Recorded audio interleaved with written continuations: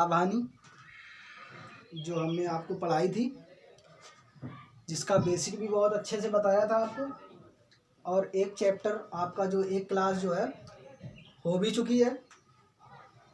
तो अभी आप जल्दी से शेयर कर दीजिए भाई, जो लोग अभी नहीं आए हैं वो भी आ जाएं। और इसके बाद हम आपको अगला सवाल जो है बहुत ही अच्छी तरीके से, बहुत ही अच्छे ढंग से आपको मैं बताने जा रहा हूँ।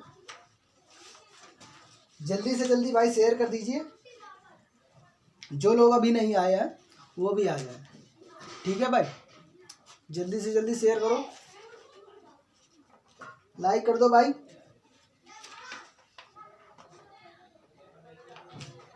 जो लोग आ चुके हैं वो जल्दी से लाइक कर दें।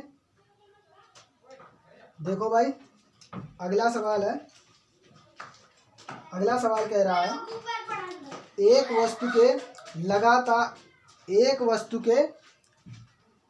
वस्तु के लागत मूल्य तथा विक्रय मूल्य का अनुपात दिया गया हमें 5:6।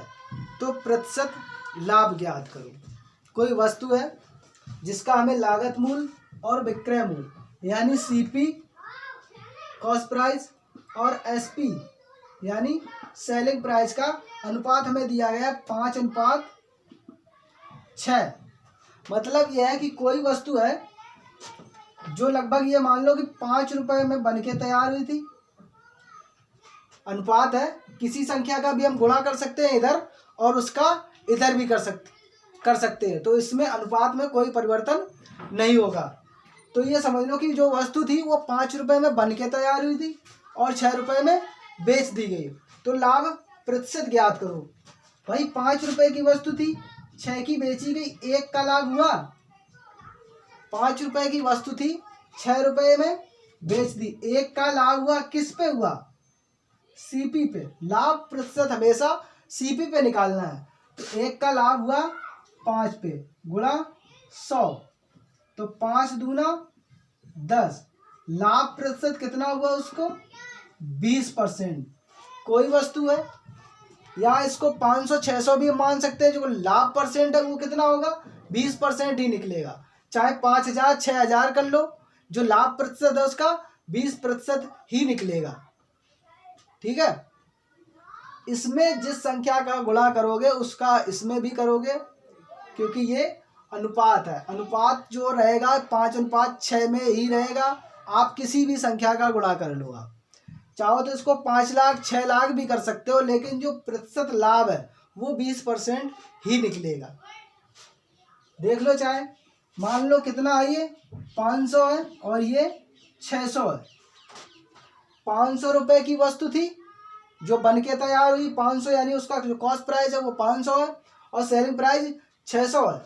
अगर पूछे कि लाभ प्रतिशत कितना है, तो 500 रुपए की चीज कितने में बेची गई?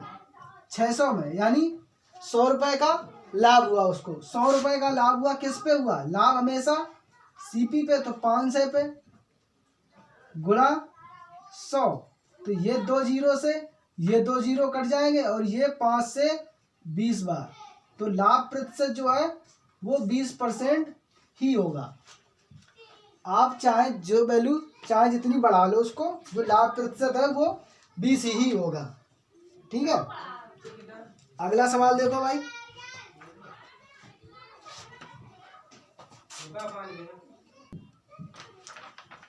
देखो भाई, अगला सवाल, सवाल नंबर 12 है। और ये जो मैं आपको सवाल बता रहा हूँ इसकी पीडीएफ आपको बहुत ही जल्द उपलब्ध हो जाएगी। सवाल नंबर 12 है, एक रेफ्रिजरेटर तथा एक टीवी के मूल्यों का अनुपात हमें दिया गया है। एक रेफ्रिजरेटर तथा एक टीवी के मूल्यों का अनुपात है। रेफ्रिजरेटर और टीवी के मूल्यों का अनुपात जो है वो 5:3 है। ठीक है, एक रेफ्रिजरेटर तथा एक टीवी के मूल्यों का अनुपात है 5:3। आगे दिया गया, यदि रेफ्रिजरेटर की कीमत टीवी से, रेफ्रिजरेटर की कीमत टीवी से 5500 रुपये अधिक हो, 5500 रुपये अधिक हो, तो रेफ्रिजरेटर की कीमत ज्ञात करें। रेफ्रिजरेटर की कीमत ज्ञात करें। इनका अंतर कितना दिया गया, इनका जो अंतर है वो हमें दिया गया है 2। भाई हम मान लेंगे ये वस्तु जो है रेफ्रिजरेटर 5 का है और टीवी 3 की है, तो कितना अंतर है 2 का, यानी 2 रुपये अधिक है किससे, टीवी से। और सवाल दे रहा है कितने, 5500 रुपये अधिक है, यानी जो 2 की वैल्यू है वो कितनी है, 5500। 2 की वैल्यू 5500 है, तो रेफ्रिजरेटर की कीमत पूछ रहा है, यानी 2 बराबर 5500 है, तो 5 की वैल्यू निकालनी है। तो 2 बराबर 5500 है, 5 की वैल्यू यानी 5500 बटे 2 आ जाएगा और गुणा 5। इसको एक एक नियम कहते हैं। ये वैल्यू नीचे आएगी और जिसका गुणा जिसकी वैल्यू निकालनी है उसका गुणा करेंगे। 2 से काट देंगे, 2 दूना 4, 2 सत्ते 14, 2 पंचे 10, यानी 2750 गुणे 5। जो रेफ्रिजरेटर की कीमत है वो कितनी आ जाएगी, 55 25 की 5, 5 सत्ते 35, 2 37 और 5 दूना 10 और 3 13, यानी जो रेफ्रिजरेटर है वो हमारा कितने का है, 13,750 रुपये का। ऑप्शन नंबर सी सही है इसका। ठीक है, देखो भाई अगला सवाल, और अगला सवाल जो है ये रहा आपकी स्क्रीन पर। देखिए भाई अगला सवाल जो है, अगला सवाल कह रहा है, सवाल नंबर 13 है, बहुत ही अच्छा सवाल है। सवाल नंबर 13 है, पढ़िए जरा इसको, कि 150 रुपये से 300 रुपये के बीच, 150 रुपये से 300 रुपये के बीच मूल्यों, 150 रुपये से 300 रुपये के बीच के मूल्यों पर किताब खरीदी जाती हैं। जो किताबें हैं वो 150 और 300 रुपये के बीच के मूल्यों से किताबें खरीदी जाती हैं, और 250 रुपये से 350 रुपये के बीच के मूल्यों पर उन्हें बेचा जाता है, तो 15 किताबों को बेचने पर अधिकतम लाभ क्या होगा। बहुत ही अच्छा सवाल है, और सवाल में है तो बिल्कुल कुछ नहीं, लेकिन आपको समझना इतना है सिर्फ कि जो ये पुस्तकें हैं 15 पुस्तकें, ये पहले तो खरीदी जा रही है 15 पुस्तकें, अधिकतम लाभ पूछा है। अधिकतम लाभ का मतलब ये है कि जो हम पुस्तकें खरीद रहे हैं वो कम से कम रुपयों में खरीदें और ज़्यादा से ज़्यादा रुपयों में बेच दें, यही तो होगा हमारा अधिकतम लाभ। जो इसमें रुपए दिए गए हैं कि रुपए जो है वो 150 रुपये से 300 रुपये के बीच में हम उन्हें खरीद रहे हैं किताबों को, और 250 से 350 रुपये के बीच में हम उनको बेच रहे हैं, तो इसका मतलब ये है कि अधिकतम लाभ कितना होगा। भाई तो अधिकतम लाभ है तो हम क्या करेंगे, जो 150 रुपये से 300 रुपये के बीच में वैल्यू दी गई है, 150 रुपये से 300 रुपये के बीच में खरीदी जा रही है, ठीक है, 150 रुपये से 300 रुपये के बीच में खरीदी जा रही हैं, और 250 रुपये से 350 रुपये इसमें बेची जा रही हैं। तो हमें क्या करना है, अधिकतम अगर धन कमाना है यानी अधिकतम लाभ चाहिए हमें, तो किस पे होगा भाई, जो हम खरीद रहे हैं इस 150 और 300 के बीच में, तो हम क्या करेंगे, हम 150 रुपये में ही सारी खरीद लेंगे, ठीक है, यानी 150 रुपये में सारी खरीद लेंगे और 350 रुपये में सारी बेच देंगे, तो हमें अधिकतम लाभ होगा कि नहीं होगा, बताओ। 150 रुपये में हम सारी खरीदेंगे 15 पुस्तकें जो है, और 350 रुपये में बेच देंगे, मतलब सबसे कम दाम में खरीदेंगे और सबसे अधिक दाम में बेचेंगे, तो हमें अधिकतम लाभ होगा। यानी जो 150 है, 150 रुपये की कितनी 15 पुस्तकें खरीदेंगे, तो 15 225, यानी जो पुस्तकें हैं वो हम 2250 रुपये में खरीद लेंगे, 2250 रुपये की 150 पुस्तकें खरीद लेंगे, लेकिन हम बेचेंगे कितने में, 350 में बेचेंगे वही 15 पुस्तकें, तो अधिकतम लाभ पूछा है, तो 350 रुपये में वही 15 पुस्तकें हम बेचेंगे, तो 15 पना 75 की 5 7 हासिल के 15 दिया 45 और 7 45 और 7 52। तो हमने वो पुस्तकें कितने में बेच दी? 5250 में, 5250 में बेच दी। और ली कितने की थी? हमने कितने की खरीदी थी? 2250 की। तो 2250 जो हमने खर्च किए अपनी जेब से, उसको हम घटा देंगे, जो लाभ होगा वो हमारा निकल आएगा। तो लाभ जो हो रहा है वो हमें 3000 का हो रहा है। अब आप सोच रहे होंगे कि सर ये क्या था?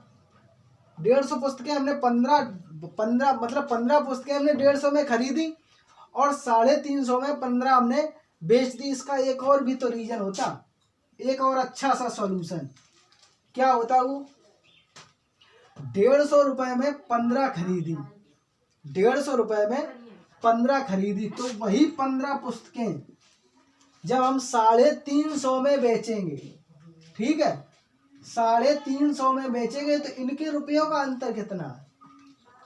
150 रुपए में खरीदी, 350 में बेची, यानी 200 रुपए पर किताब हम लाभ कमा रहे हैं। 200 रुपए पर किताब हम लाभ कमा रहे हैं। तो 15 पुस्तकें हमें बेचनी है और 200 रुपए पर पुस्तक के हिसाब से हम लाभ कमा रहे हैं। तो कितना आ रहा है? 3000। ठीक है, ये रहा सबसे अच्छा। और ये तो था बेसिक, मतलब जो पहले लगा रहे थे, लेकिन हमें लगाना कैसे था? बस ऐसे कि 150 रुपए में हमने खरीदी थी, 150 रुपए पर पुस्तक के हिसाब से हमने खरीदी और 350 रुपए पर पुस्तक के हिसाब से बेची। तो हमें कितना लाभ हुआ? 200 रुपए पर पुस्तक पे लाभ हुआ। तो 15 पुस्तक पे कितना लाभ होगा? 3000। ठीक है, बताओ होगा?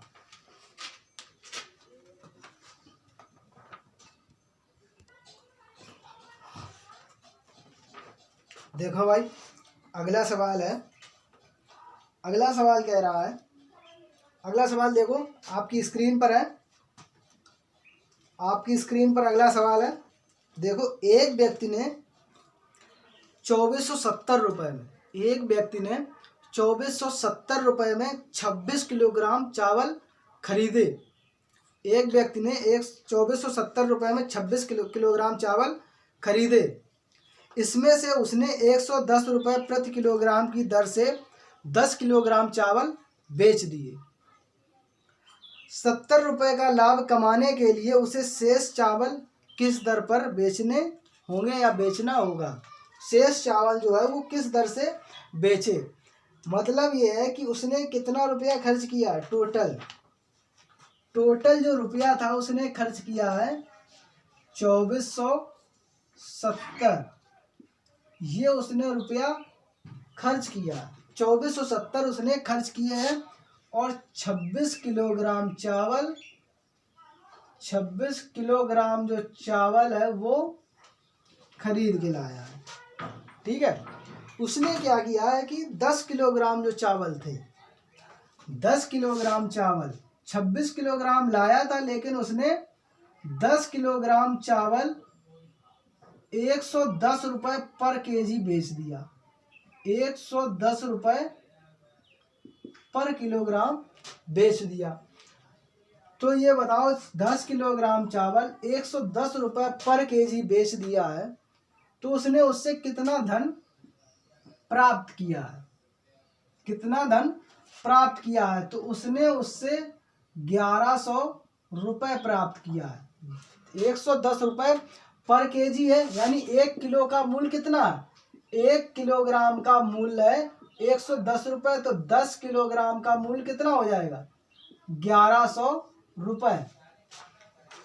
तो 1100 रुपए उसने 10 किलोग्राम गेहूं बेच के प्राप्त किए। 10 किलोग्राम गेहूं बेच के प्राप्त किए थे, खर्चा किया था 2470 का। तो इससे 1100 माइनस कर देंगे हम, बचेगा कितना? 0 7 3 1, 1370 रुपए अभी भी उसके बाकी है। और कह रहा है आगे कि 70 रुपए का लाभ कमाने के लिए। तो जो 16 किलोग्राम जो चावल है, 16 किलोग्राम चावल जो बचे हैं उनको किस भाव से बेचे कि उसको 70 रुपए का लाभ हो। तो हमें करना क्या है, 70 रुपए इसमें ऐड कर देने, 70 रुपए इसी में ऐड कर देने। यानी 70 रुपए का लाभ हमें चाहिए कितने किलोग्राम चावल पे, 16 किलोग्राम चावल पे हमें 70 रुपए का लाभ चाहिए। का ये तो हमने 10 किलोग्राम बेच ही दिए 110 रुपए में, 110 रुपए में ये हम बेच चुके हैं। तो कितना आएगा ये 1440 रुपए में हमें कितने 16 किलोग्राम चावल बेचने हैं। तो हमें करना क्या है, 1440 में 16 का भाग देना है। तो पर किलोग्राम जो चावल का रेट है वो यहाँ से निकल आएगा। 16 कितना होगा, 16 144 है, 16 अट्ठे कितना होता है, नहीं 16 अट्ठे नहीं होगा भाई,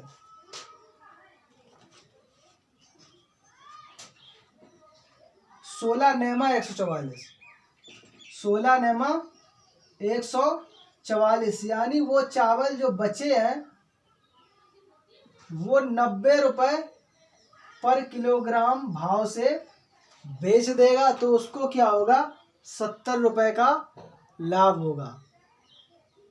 जो 16 किलोग्राम चावल शेष बचे हैं, 10 किलो तो उसने पहले ही बेच दिए, ये 10 किलोग्राम चावल 110 रुपए में, तो उससे उसने 1100 रुपये प्राप्त किए। तो 1100 रुपये प्राप्त कर दिए, बचे कितने 1370।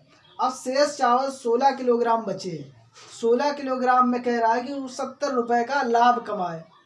तो उसके जो धन उसका खर्च हुआ था 2470, 1100 के तो बेच ही लिए उसने, बचे कितने 1370, उस पर ही तो लाभ कमाएगा कितना 70 का। तो टोटल रुपए कितने हो गए 1440, यानी जो 16 किलोग्राम चावल है वो 1440 रुपए में।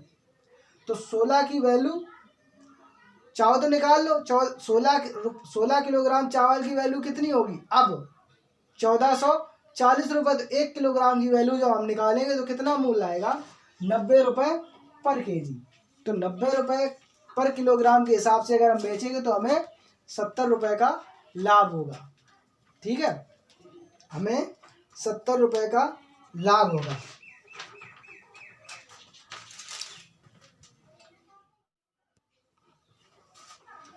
और अगला सवाल देखिए भाई, अगला सवाल आपकी स्क्रीन पर ये रहा।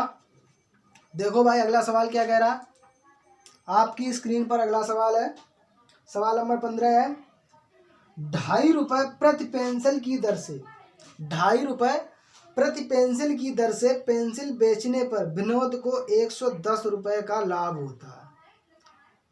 यानी 2.5 रुपये, 2 रुपये 50 पैसे की एक पेंसिल बेच रहा है, तो उसके पास कुछ पेंसिलें हैं, तो उसको बेचने पर विनोद को 110 रुपये का लाभ होता है।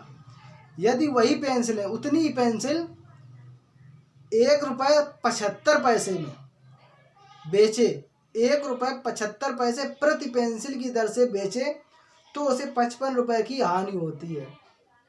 विनोद के पास कितनी पेंसिल हैं, तो देखो हम यहाँ पर कुछ पेंसिल मान लेंगे, और मानेंगे कितनी 2.5 रुपये है। ये पॉइंट जो है, पॉइंट को हम हटाएं, ऐसी वैल्यू हम माने, तो हमने मान लिया कितनी 100 पेंसिल, 100 पेंसिल उसके पास थी। ठीक है, इसको हमने माना है 100 पेंसिल उसके पास थी। अगर वो 2.5 रुपये प्रति पेंसिल की दर से बेचे, 2.5 रुपये प्रति पेंसिल की दर से बेचेगा तो कितना 250 रुपये की बेचेगा, 250 मतलब 2 रुपये 50 पैसे में जब हम इसका गुणा करेंगे, अगर 100 पेंसिल उसके पास है तो उसके पास कितना रुपये इकट्ठा होगा 250। यही 100 पेंसिल जब वो 1 दशमलव यानी 1 रुपया 75 पैसे की जब बेचे, तो उसको कितना प्राप्त होगा 175। और इसमें कह रहा है कि जब 1 रुपये 75 पैसे में बेचता है तो उसको 55 की हानि होती है। यानी इसमें जो है हानि ऐड है। हानि मतलब कम दाम है, यानी 175 से अधिक की अगर बेचता तो उसको मतलब उसका क्रय मूल्य निकलता अगर 55 रुपये अधिक में बेचता। माना हमने 100 पेंसिल, तो अगर क्या होता इसमें क्या है कि 150 मतलब 110 रुपये लाभ कमा रहा है, तो इसका जो है 110 रुपये लाभ है जब 2.5 रुपये में बेचता है।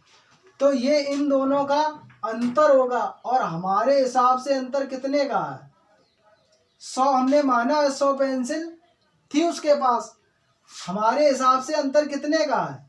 75 का, 0.75 का अंतर है।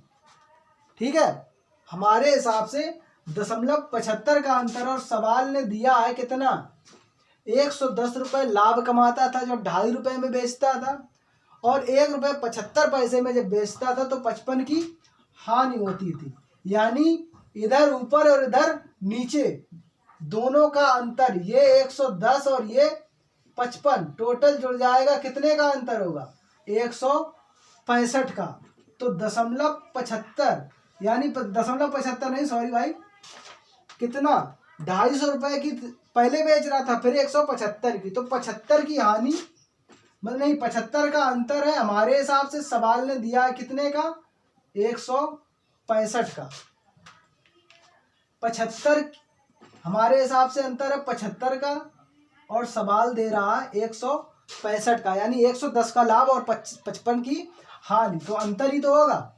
और पेंसिल हमने मानी कितनी थी? 100, ये निकली ये वैल्यू है 75 की, तो हमें निकालनी है 100 बराबर, यानी 100 बराबर 165/75 गुणे 100। इसको काट लो, 25 या 75, 25 चौको 100, 3 15, 3 15, यानी 55 चौको 220। यानी उसके पास जो पेंसिल थी कितनी थी? 220। सवाल नंबर 15 का ऑप्शन ए सही है।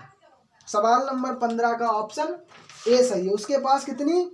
220 पेंसिल थी। ठीक है, अब भाई देखो अगला टाइप आ गया है, और अगला टाइप हम अभी आपको बता रहे हैं। देखो बहुत ही अच्छे सवाल है अगले वाले टाइप में भी। इसको थोड़ा इरेज कर दें फिर हम। देखो भाई अगला टाइप नंबर सेकंड टाइप है।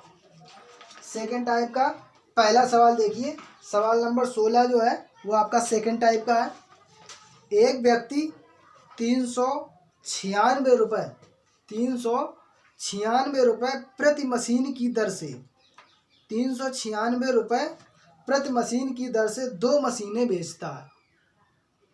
पहले मशीन पर उसे 10% का लाभ होता है तथा दूसरी मशीन पर उसे 10% की हानि होती है। तो इस पूरे लेन देन में उसकी लाभ या हानि प्रतिशत कितनी होगी?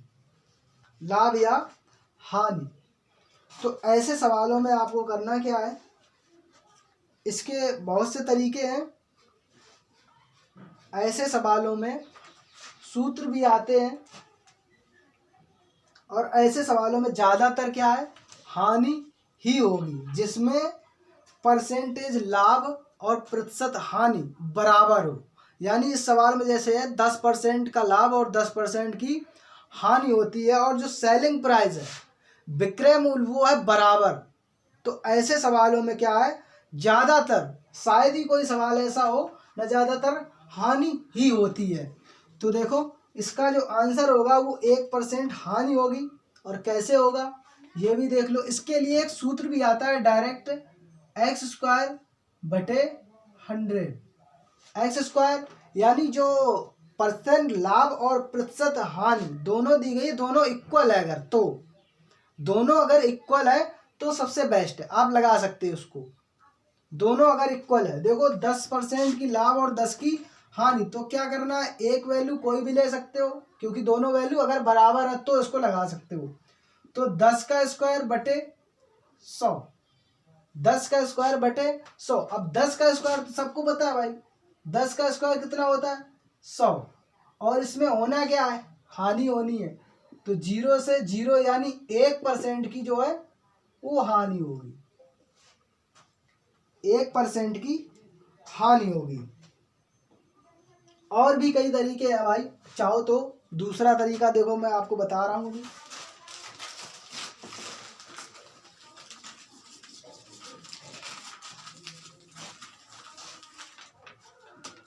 दूसरा तरीका है, देखो पहली मशीन पर उसे 10% का लाभ। अब 10% की जो है वो फ्रैक्शन वैल्यू तो आप निकाल ही सकते हो, 1/10, 1/10 यानी जो 10 रुपए की वस्तु थी कितने में, 11 में बेची। और दूसरा कह रहा है कि हानि 10% हानि यानी 10 की चीज कितने में, 9 में बेच दी। और सवाल तो देखो पहली जो बोल रहा है कि एक व्यक्ति 396 रुपए प्रति मशीन की दर से मशीन बेचता है, यानी उसका जो सेलिंग प्राइस है वो क्या है, बराबर है, सेलिंग प्राइस बराबर है। यहाँ क्या है, सेलिंग प्राइस, देखो ये जो हमारा कॉस्ट प्राइस है और ये जो हमारा है सेलिंग प्राइस है, ये क्रय मूल्य ये विक्रय मूल्य। मतलब 10 की चीज पहले कितने में, एक थी, 2 मशीनें थी, एक को उसने क्या किया 10 की 11 में बेच दी और दूसरी 10 की 9 में बेच दी, यानी एक पर 10% का लाभ और दूसरी पर 10% हानि। और 396 में बेची है दोनों, यानी इनका जो विक्रय मूल्य है वो क्या है, बराबर है।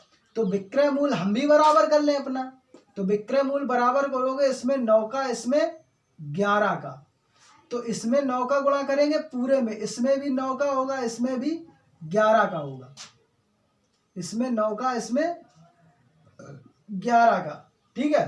तो क्या होगा कि 90 की चीज 99 में और ये 110 रुपए की चीज 99 में। बताओ होगा, 9 दाई 90, 11 दाई 110, 11 नेमा 99 और 11 नेमा 99। ये कॉस्ट प्राइस और ये सेलिंग प्राइस। 90 की चीज पहले तो लाभ पे बेची, कितने 99 हो गए, दूसरा 110 रुपए की थी, कितने में बेच दी 99, ये 10% हानि पर बेच दी। अब यहाँ हानि प्रतिशत होगा या लाभ प्रतिशत, ये कैसे निकालना है, दोनों वस्तुओं को जो हमने खरीदा था, यानी या समझ लो कि पहले हमने जो बना के तैयार किया था, जो वस्तुएं थी, तो कितना रुपया खर्च हुआ था, 200 रुपये, 110 और 90, ये हमारा क्रय मूल्य। और विक्रय मूल्य जो हमने बेचा है 99 दूना कितना होगा, 198। साफ दिख रहा है कि हानि हो रही है, 200 रुपए की थी, बेची किसमें 198 में, यानी 2 रुपए की हानि हुई, किस पे हुई, 200 पे गुणे 100, क्योंकि प्रतिशत निकालना, ये 2 जीरो, ये 2 जीरो, ये 2 से 2, यानी 1% की हानि। ऐसे सवालों में हमेशा और हमेशा हानि होगी, 1% की हानि होगी इसमें, ठीक है।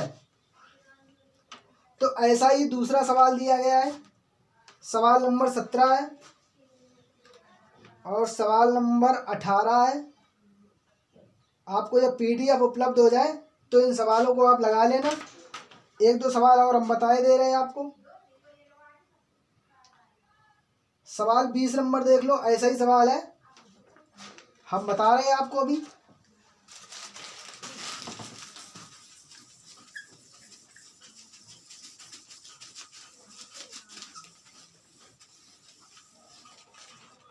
और सवाल नंबर 20 जो है वो आपकी स्क्रीन पर है। सवाल नंबर 20 कह रहा है, एक टेलीविजन तथा एक रेफ्रिजरेटर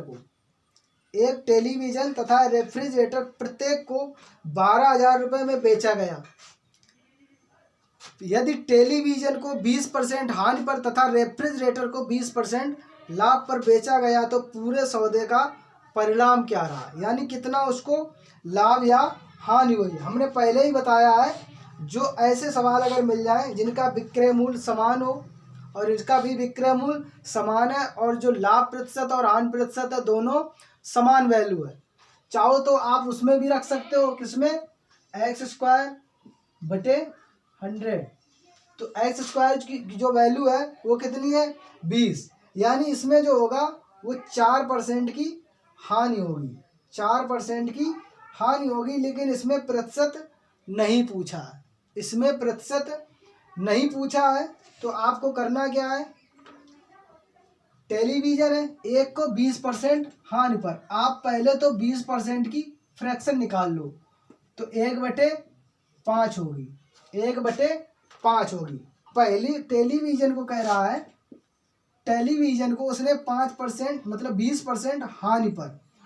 तो टेलीविजन जो था उसका सीपी जो था और एसपी, सीपी कितना होगा 5, एसपी कितना होगा 4, क्योंकि 20% हानि पर उसने बेच दिया। और रेफ्रिजरेटर को 20% लाभ पर। तो रेफ्रिजरेटर का जो सीपी है वो 5 होगा और जो एसपी है वो 6 होगा, क्योंकि इसको उसने 20% लाभ पर बेचा है और दोनों को बेचा है। यानी प्रत्येक को उसने कितने रुपए में बेचा है, 12,000 का एक, 12,000 का एक बेचा है, या रेफ्रिजरेटर मान लो या टीवी। तो दोनों का जो है विक्रय मूल्य कितना होगा, टोटल 24,000, दोनों का विक्रय मूल्य 24,000। तो यानी ये 12,000 के दोनों बेचे हैं। तो हमें क्या करना है, दोनों की वैल्यू बराबर करनी है विक्रय मूल्य की। तो इसमें हमें क्या करना है, इसमें 3 का गुणा और इसमें 2 का गुणा, इसमें भी हमें उसी का गुणा करना है, क्योंकि जब सेलिंग प्राइस बढ़ेगा तो भाई क्रय मूल्य भी बढ़ेगा। यानी पहले जो टीवी का क्रय मूल्य था वो कितना था, 15, और विक्रय मूल्य कितना होगा 12। और रेफ्रिजरेटर का जो क्रय मूल्य कितना होगा 10 और विक्रय मूल्य 12। तो हमारे हिसाब से दोनों का विक्रय मूल्य भी बराबर हो गया। यानी 24 हमारे हिसाब से कितने रुपए की बेच रहा है, 24 की। सवाल ने दिया है 24,000, 24 रुपए की हमारे हिसाब से बेच रहा है। सवाल कह रहा है 24,000 की। यानी एक की वैल्यू कितनी होगी, एक की वैल्यू 1,000। और जो हमारा क्रय मूल्य था वो कितना था 25, 15 और 10 25। तो 25 की वैल्यू निकालनी है हमें। 24 की वैल्यू दी गई थी, 25 की वैल्यू निकालनी है। तो 25 की वैल्यू कितनी आएगी, 25,000। 24,000 की बेची थी, लेकिन हमने बना के या खरीद के हम कितनी की लाई थी, 25,000 की। तो हमें कितने का घाटा हुआ, बताओ घाटा हुआ कि नहीं हुआ। ये हमारा क्रय मूल्य था और ये हमारा विक्रय मूल्य। हमने अपनी जेब से 25,000 खर्च किए थे, लेकिन हमें मिले कितने 24,000। तो यानी हमने 1,000 की हानि उठाई है, 1,000 की हानि उठाई है। बहुत ही अच्छा सवाल था, हो गया, आ गया भाई समझ में। विक्रय मूल्य अगर बराबर दे रहा है तो हमें क्या करना है, हमें अपने विक्रय मूल्य बराबर करने हैं। और विक्रय मूल्य दे रहा था 12,000 प्रत्येक का, यानी एक वस्तु का 12,000। तो 2 वस्तुएं थी, दोनों का कितना हो जाएगा 24,000। तो हमारे हिसाब से कितना हो रहा है 12 12 24। यानी 24 की जो वैल्यू दी गई है 24,000। एक की वैल्यू 1,000, यहीं से भी निकाल सकते थे हम कितने का घाटा भाई। 24 रुपए की हमने बेच दी और 25 की हमने ली थी, या हमने बना के तैयार की थी वो दोनों वस्तुएं। तो 24 रुपए की बेच दी, यानी एक का घाटा। एक की वैल्यू कितनी 1,000। तो यहीं से भी निकाल सकते थे कि हम कितने का घाटा हुआ, यानी 1,000 की उसको हानि हुई है। देखो अगला सवाल भाई, अगला सवाल है, तो भाई सेम सवाल ही है, देख लो। अच्छा 22 नंबर सवाल और देख लो।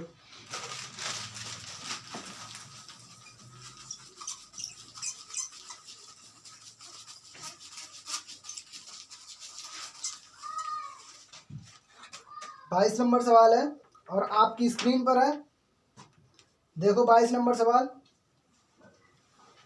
एक व्यक्ति 120 रुपये प्रति कुर्सी की दर से, यानी 120 रुपये की एक व्यक्ति 120 रुपये प्रति कुर्सी की दर से 2 कुर्सियां बेचता है।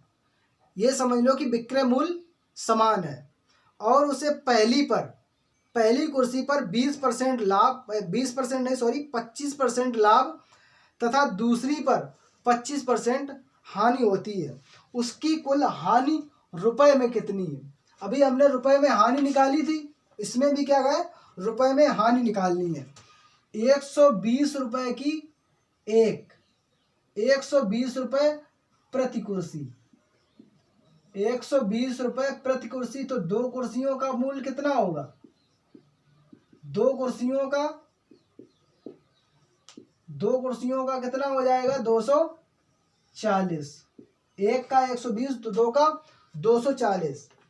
कह रहा है 25% लाभ पर, तो 25% की पहले फ्रैक्शन वैल्यू निकाल लो। 25% की 1/4, यानी जो उसका कॉस्ट प्राइस था और सेलिंग प्राइस था। कॉस्ट प्राइस कितना था? 4, 25% का लाभ यानी 5, 4 से 1 5 बढ़ गया, तो 1 का लाभ हुआ उसको, और दूसरी को 25% हानि पर, यानी वो भी 4 की थी लेकिन कितने में बेच दी? 3 में। तो इसमें क्या हुआ? 25% की हानि, उसमें 25% का लाभ हुआ है। और प्रत्येक कुर्सी जो है वो 120 रुपये के हिसाब से बेचता है, यानी जो सेलिंग प्राइस है, सवाल खुद कह रहा है कि सेलिंग प्राइस उसका बराबर है। सब वस्तुएं यानी दोनों कुर्सियां वो 120 रुपये की एक, तो दोनों का मूल्य कितना होगा? 240। यानी कि यहाँ हम भी क्या करें, विक्रय मूल्य को समान कर लें। तो एक का 5 है, एक का 3 है, यानी इसमें 3 का गुणा और इसमें 5 का गुणा, तो इसमें भी 3 का गुणा और इसमें भी 5 का गुणा, तो यानी 4 तिया 12 रुपये की पहली कुर्सी थी, कितने में बेच दी? 15 की। और दूसरी कुर्सी 20 की थी, कितने में बेची? 15 की। 15 और 15 30, यानी दोनों कुर्सियों का मूल्य कितना था? हमारे हिसाब से 30, सवाल दे रहा है 240 दोनों कुर्सियों का, और हानि पूछ रहा है रुपयों में। तो 15 दूना 30, क्योंकि 15 की है 15 की है, दोनों का योग कितना होगा? 30, और इन दोनों का योग जो क्रय मूल्य था, इन दोनों का योग कितना होगा? 32। तो 2% की वैल्यू अगर हम यहाँ से निकाल लेंगे तो जो हानि हुई है रुपयों में वो सीधा डायरेक्ट निकल आएगी। तो 15 से काट लो, कट जाएगी। 15 दूना 30 और 15 एकम 15, 15 छक्का 90, यानी उसको जो हानि हुई है कितने की हुई है? 16 रुपये की हानि। ऑप्शन नंबर आपका जो है बी सही है। उसको जो हानि हुई है वो 16 रुपये की। 30 रुपये जो उसका सेलिंग प्राइस हमारे हिसाब से निकल रहा है, कॉस्ट प्राइस 32 है, 2 का अंतर है, तो 2 की वैल्यू अगर हम निकाल लेंगे डायरेक्ट तो 16 रुपये की उसको हानि हो रही है। ठीक है, ठीक है दोस्तों, तो फिर अगली क्लास कल होगी आपकी। तब तक लाइक शेयर करना ना भूलें। ओके, धन्यवाद, थैंक यू।